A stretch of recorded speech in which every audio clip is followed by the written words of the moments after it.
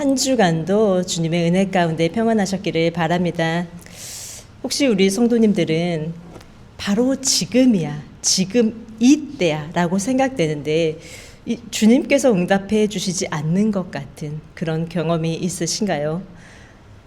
중대한 문제 해결을 두고 기도했는데 해결이 되지 않고 나의 몸의 약함과 혹은 사랑하는 사람의 몸의 약함을 두고 기도했는데 진전이 있기보다 오히려 더 좋지 않은 결과가 나오고, 혹은 나 자신이 죄의 습관에서 주님 앞에 괴로워하는 그 습관 때문에 주님 앞에 이제는 고쳐주세요 하고 매달리는데 지금쯤 고쳐주실 것 같은데 그렇게 해주시 않으실 때, 내 마음 같지 않을 때 왜 하나님은 안 도와주시지?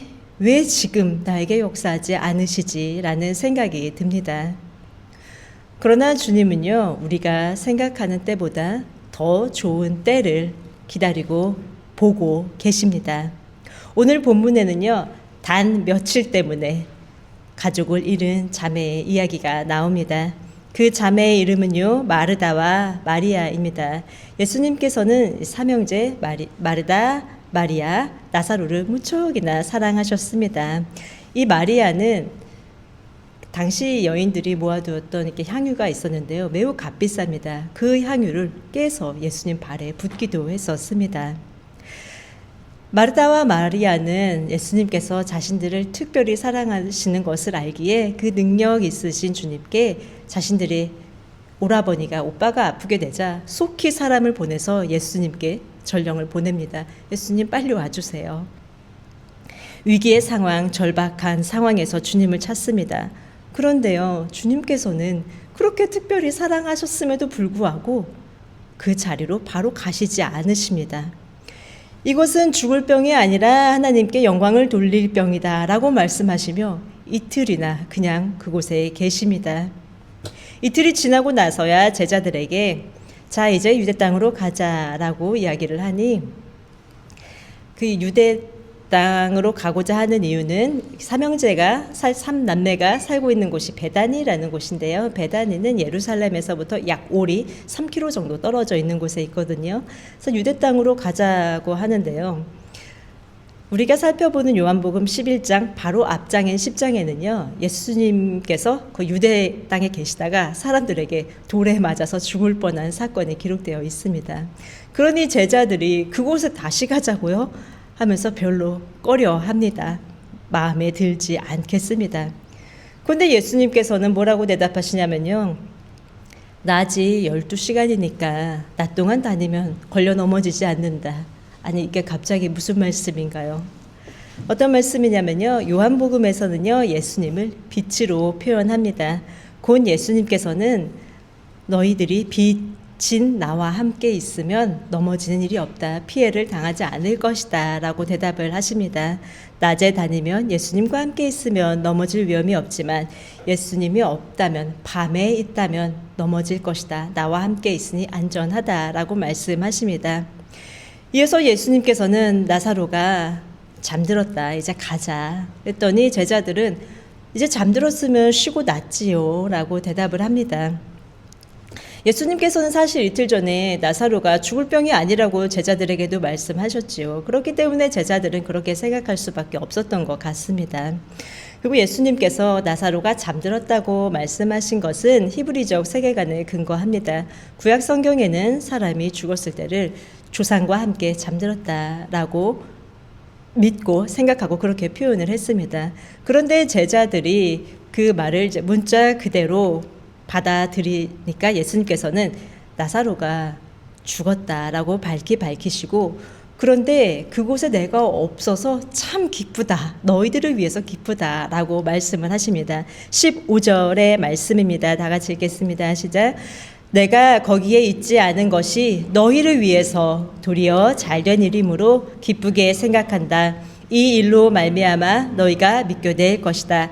그에게로 가자. 아멘. 이렇게 말씀하신 것은요, 제자들이 나사로가 죽음에서 살아나는 것을 보고 예수님께서 죽은 자를 살리시는 분이구나를 믿는 데에 그치는 것을 말하지는 않습니다. 사실 아직 제자들은요, 예수님께서 십자가에 달리실 것을 맞아들일 마음의 준비가 되어 있지 않습니다. 제자들은 예수님께서 죽은 사람이 살아날 것을 상상도 하지 못하고요. 또한 예수님이 죽은 사람을 살리실 것도 생각하지 못하고 있습니다.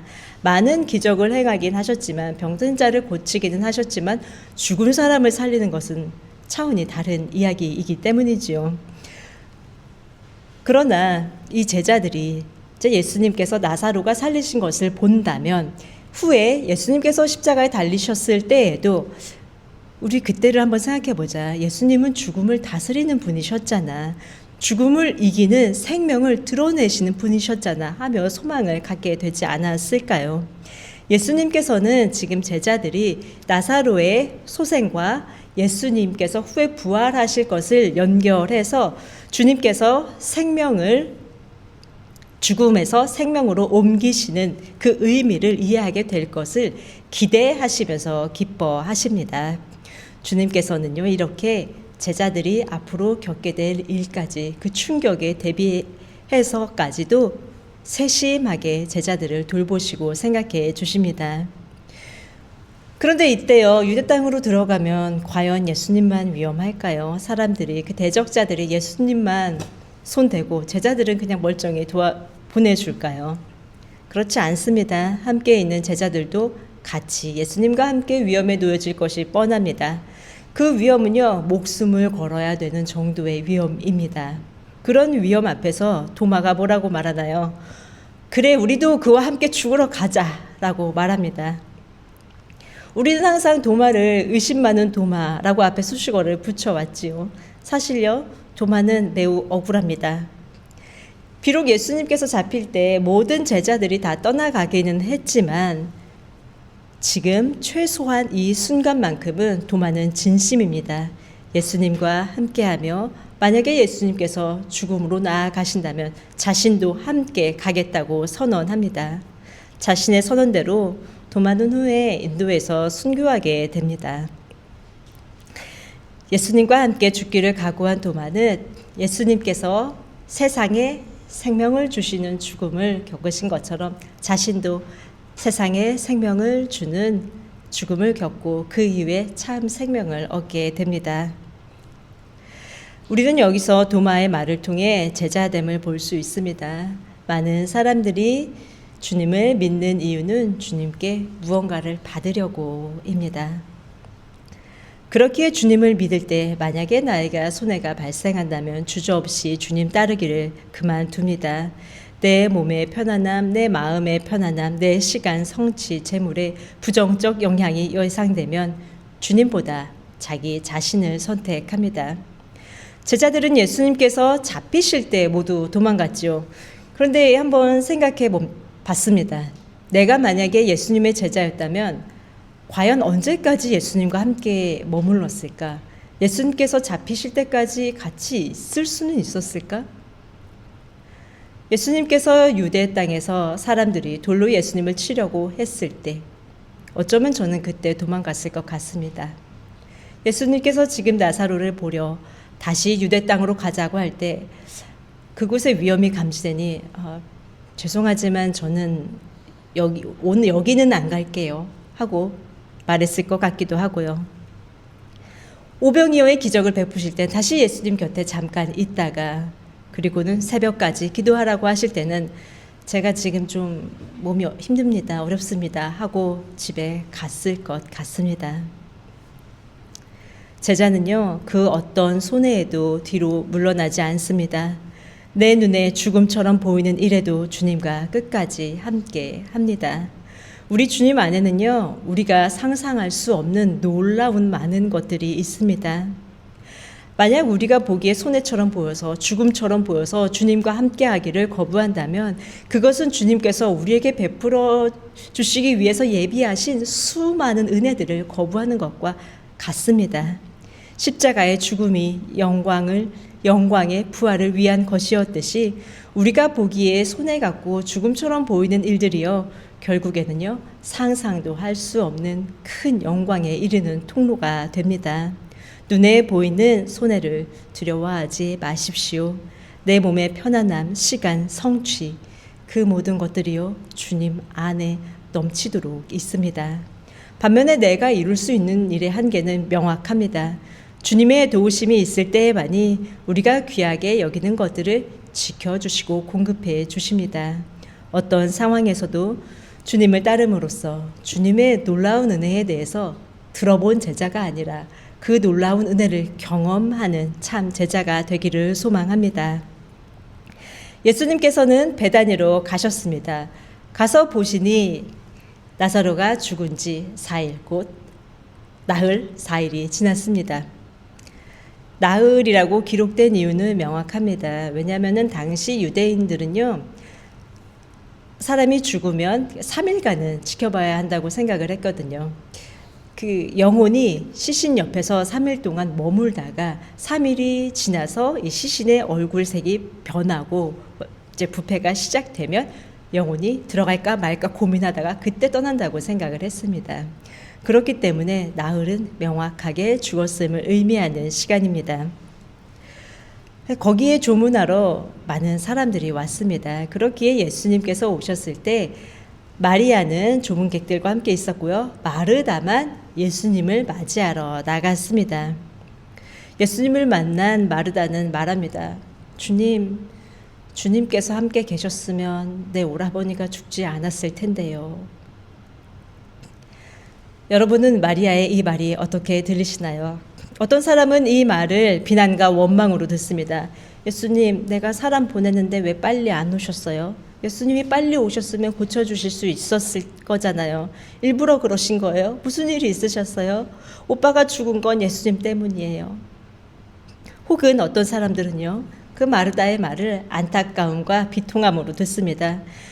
예수님께서 계셨었다면 오빠가 지금 살아있겠지만 지금 나는 오빠를 볼 수 없으니 너무너무 슬퍼요. 마르다의 말은 어떤 뉘앙스였을까요? 사실 마르다의 말은요, 안타까움과 비통함의 표현입니다.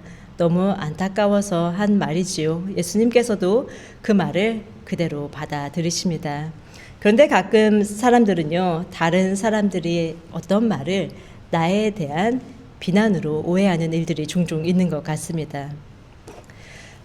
며칠 전에요, 이제 차에 제가 운전을 하고 가족들을 태워서 이동할 일이 있었거든요. 이동을 하고 집에 와서 집 앞에 아이들을 먼저 내려주고 저와 박 전도사는 마트를 가야 해서 아이들 먼저 내려주고 주차를 했습니다. 그때 둘째 아이에게 전화가 왔습니다. 엄마, 나 키를 차에 떨어뜨린 것 같아. 일단 오빠가 가지고 있는 키로 집에 들어갈 테니까 내 키 좀 집에 올 때 갖다 줘. 그래, 알았다 하고 뒷좌석을 살펴보는데요, 키가 없습니다. 그러면은 오늘 갔던 그 곳들을 다 찾아봐야 되겠지라고 생각을 하고 그 곳들을 다시 운전을 해서 가면서 걸었던 곳들도 살펴보고요, 앉아있던 곳들도 가고, 그 앉아있던 곳에 사장님께 혹시 키를 발견하시면 좀 전화 좀 주세요 하고 전화번호 남겨놓고, 그러고 다시 차를 탔습니다. 혹시나 하고 후레쉬를 비춰서 뒷좌석을 다시 살펴보는데요, 이 안전띠 꼽는데 그 사이에 옆에 열쇠가 꼽혀 있었습니다.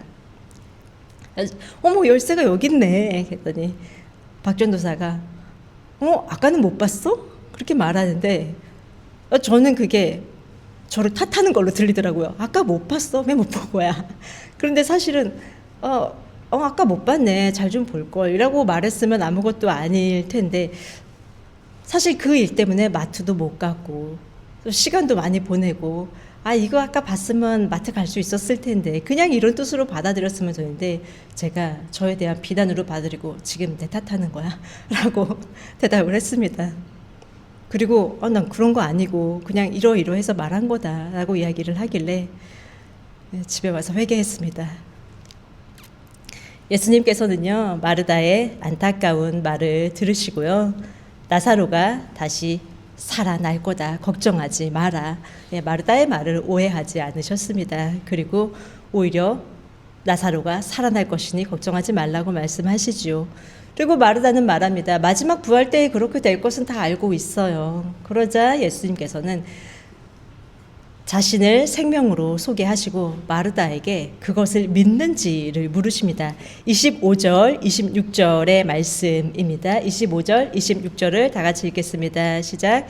예수께서 마르다에게 말씀하셨다. 나는 부활이요 생명이니 나를 믿는 사람은 죽어도 살고 살아서 나를 믿는 사람은 영원히 죽지 아니할 것이다. 내가 이것을 믿느냐?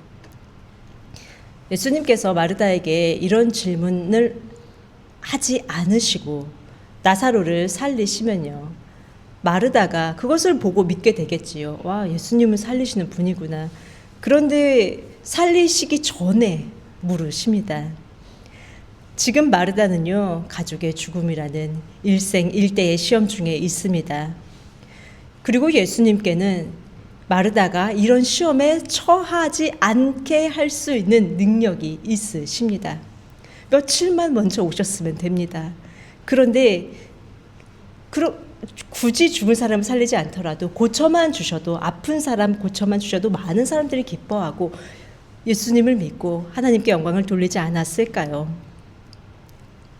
예수님께서는 나사로가 죽으면 마르다가 무척 힘들어할 것도 알고 계셨고 시험의 상황에 처하게 될 것도 아셨지만 그렇게 하셨습니다. 왜 그렇게 하셨을까요? 물론 많은 사람들이 주님께서 생명을 주시는 분이라는 것을 보고 믿게 하시려는 것도 있었습니다. 그러나 마르다 개인적인 것도 있습니다. 야고보서 1장 2절부터 4절의 말씀을 제가 읽겠습니다. 나의 형제자매 여러분, 여러 가지 시험에 빠질 때에 그것을 더할 나위 없는 기쁨으로 생각하십시오. 여러분은 믿음의 시련이 인내를 낳는다는 것을 알고 있습니다. 여러분은 인내력을 충분히 발휘하여 조금도 부족함이 없이 완전하고 성숙한 사람이 되십시오. 아멘. 예수님께서는요, 마르다를 특별히 사랑하셨기 때문에 믿음이 자라나기를 바라시고 부족함이 없이 성숙한 사람이 되기를 바라셨기 때문에 이런 상황을 허락하셨습니다.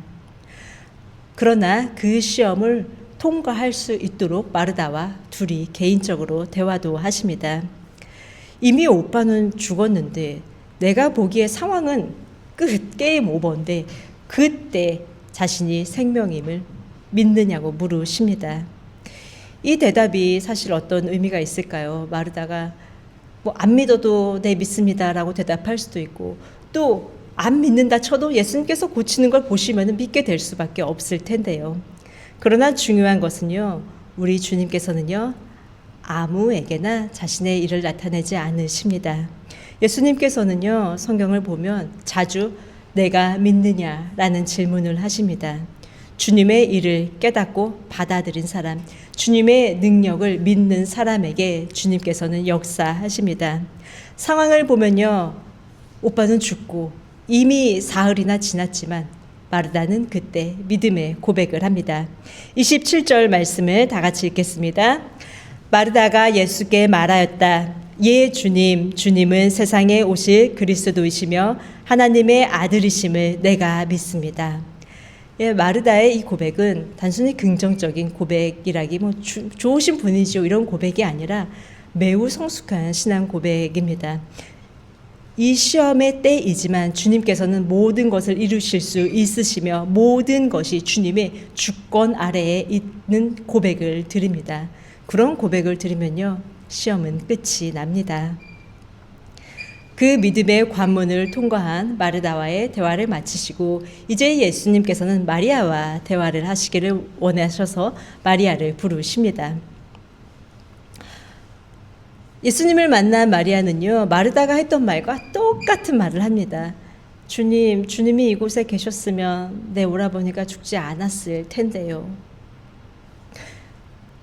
마리아 역시도 너무나 안타깝고 비통해서 그렇게 말을 하는 거지요. 이때 마리아는 눈물을 흘리고 또 마리아와 함께 있던 유대 사람들도 눈물을 흘립니다. 그리고 예수님께서도 비통히 여기시며 마음이 괴로워하십니다. 그러나 예수님께서 괴로워하시는 이유는 마리아와 사람들이 괴로워하는 이유와는 다릅니다. 그것은 나사로가 죽어서 흘리는 눈물이 아니라 다른 것입니다. 예수님께서는 당신이 메시아이시고 그 사람들 바로 눈앞에 있는데도 슬퍼하기만 하는 마리아와 사람들의 모습에 괴로워하십니다.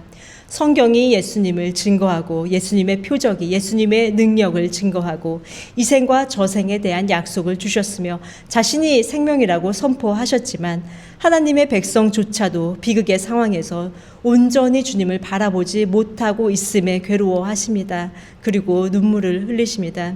예수님께서는 이미 살리시려고 도착하셨습니다. 살리시려고 오셨지만 사람들은 여전히 불신앙과 슬픔에만 빠져 있습니다.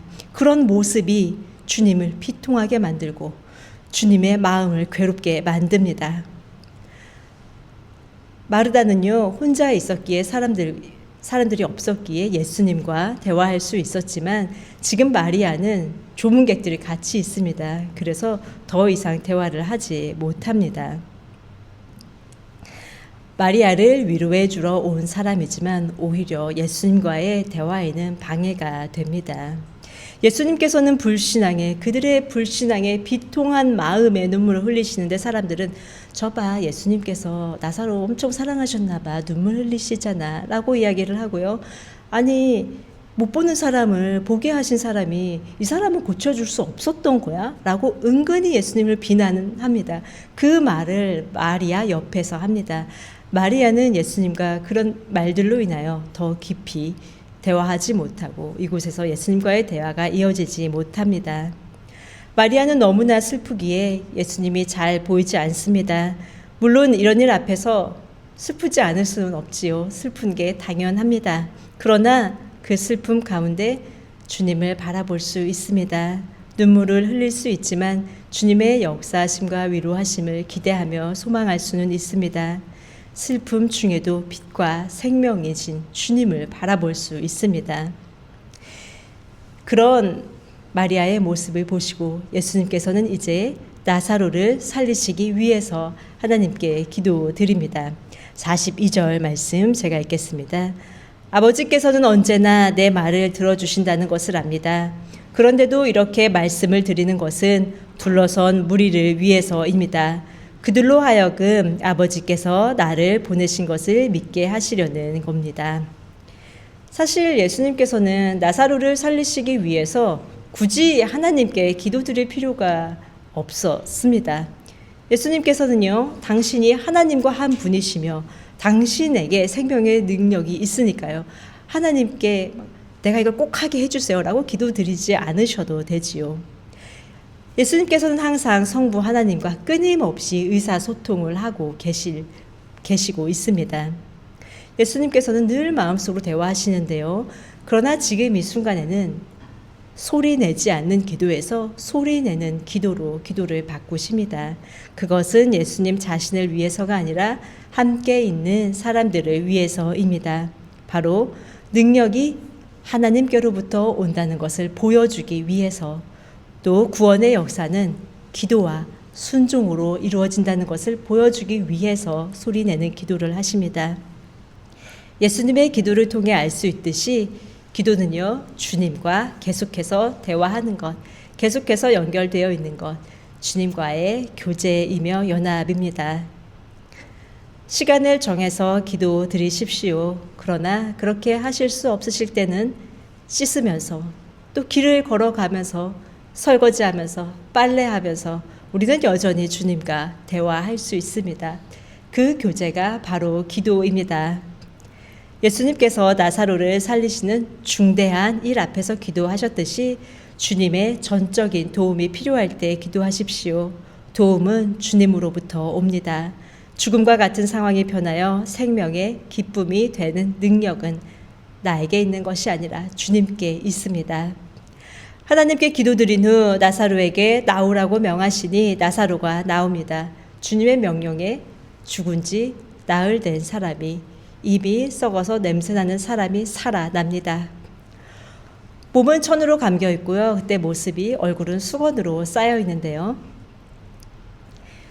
나사로가 죽었다가 살아난 것은 우리는 부활이라고 하지 않습니다. 부활은요, 우리가 몸이 죽어서 주님께서 변화시켜주는 완전히 변화된 새로운 몸을 입는 것을 부활이라고 하고요. 지금 나사로는 부활이 아니라 소생했습니다.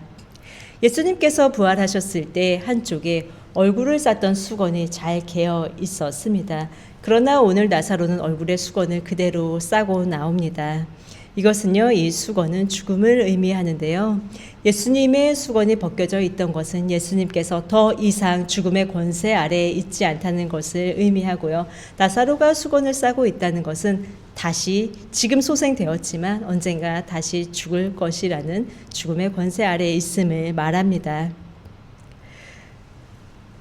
우리는 부활의 몸을 입기까지 이 땅에서 오늘 마르다와 마리아와 같이 죽음과 같은 상황을 반복하며 경험해야 될 수도 있습니다. 그러나 그 모든 상황에서 오늘 예수님께서 나사로를 살리신 것을 기억하며 오늘 나도 그때 역사하신 주님께서 오늘 나에게도 생명의 길로 인도해 주실 것을 기도드립시다. 말씀을 정리하겠습니다. 첫째, 주님이 늦게 오시는 것, 주님의 지연은 실패가 아니라 계획입니다. 내가 생각할 때는 바로 지금인 것 같은데 왜 이렇게 늦으시나 생각될 때 주님은 그 지연 가운데 하나님의 영광을 예비하고 계십니다. 주님께서는 더 큰 영광을 주시려고 지연을 시키실 때가 있습니다. 이미 사흘이나 지나 냄새가 나는 것 같은 상황이라 할지라도 절망하지 마십시오.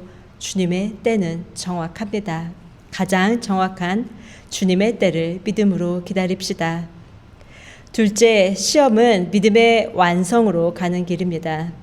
마르다는 가장 힘든 상황에서 그 상황에 침몰되기보다 믿음의 고백을 드렸습니다. 힘든 상황에서 눈물 흘릴 수 있지만 우리의 시선을 주님께 둡시다. 주님께서는 우리를 사랑하셔서 온전케 하시려고 시험하실 때가 있습니다. 그럴 때 불신앙으로 주님의 마음을 비통하게 만들지 말고 주님의 주권을 고백하며 더 큰 믿음으로 나아갑시다. 셋째, 제자는 손해를 두려워하지 않습니다. 도마는 죽임을 당한다 해도 주님과 함께 가기를 원했습니다. 손해처럼 보이는 길이 사실은 생명의 길이며 주님께서 예비해 주신 놀라운 은혜, 바다같이 넓고 우주와 같이 광활한 큰 은혜를 받는 길입니다. 인간적인 계산이 아니라 하늘나라의 계산으로 주님의 참된 제자의 길을 걸어갑시다. 지연 속에서도 주님을 믿고 시험 속에서도 주님을 고백하며 슬픔 속에서도 주님을 바라보고 끊임없이 주님과 교제하며 우리를 세심하게 돌보시는 빛 대신 주님 안에 늘 거하는 저와 여러분이 되기를 예수님의 이름으로 축복합니다. 네, 말씀을 생각하시며 잠시 기도드리시겠습니다.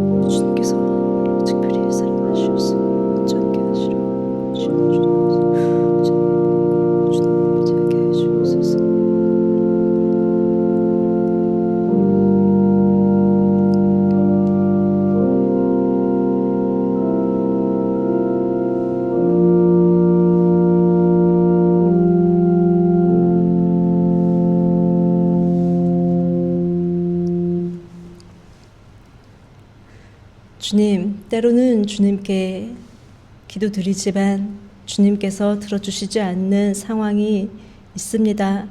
나는 지금 응답해 주시면 좋겠는데 계속해서 주님의 응답이 미루어질 때 주님 오늘 말씀을 생각하며 주님께서 일부러 이틀 늦게 오신 것을 기억하며 더 큰 영광을 보게 해 주시려고 하는 것을 늘 기억하게 하여 주옵소서. 주님께서 늦게 오시는 것은 더 정확한 때에 가장 정확한 것을 주시기 위함인 것을 믿으며 그 때를 기다리는 우리의 마음도 주님께서 붙들어 주옵소서. 주님, 때로는 주님의 제자로 살아가는 것이 어떤 때는 손해같이 느껴지기도 합니다. 그러나 주님과 함께 있는 것이 사람의 눈으로 볼 때는 어떤 때는 손해같이 느껴져도 실상은 주님께서 주시는 가장 좋은 것으로 채워지며 주님께서 주시는 놀라운 은혜를 경험할 수 있는 것임을 깨달을 수 있는 우리의 믿음의 눈을 열어 주옵소서. 어떤 상황에서라도 주님과 함께하는 가장 좋은 복된 자리를 지키는 우리 각 사람 되게 하옵소서. 주님, 또한 세상을 살아가다 보면 주님, 내 마음대로 되지 않고 나에게 왜 이런 일이 생겼을지 마음이 괴로울 때가 있습니다. 그러나 우리 주님께서는 사랑하시는 자를 더 온전케 하시기 위하여서, 더 굳건한 믿음을 갖게 하시기 위하여서 시험을 하실 때가 있사오니, 주님께서 이렇게 시험을 주시는 것이 죄의 결과나 나의 부족함이라기보다는 주님의 사랑하심을 입어 더 온전한 그리스도인으로 성숙시켜 주시려는 것을 믿으며 그 시험의 때를 늘 주님만 바라보며 통과할 수 있도록 우리의 마음을 주님 붙들어 주옵소서. 주님, 우리의 삶과 우리의 생각과 우리의 모든 것을 주님께 드리오니 늘 주님께서 우리를 옳은 길로, 생명의 길로 인도하여 주옵소서. 감사를 드리오며 예수님 이름으로 기도드렸습니다. 아멘.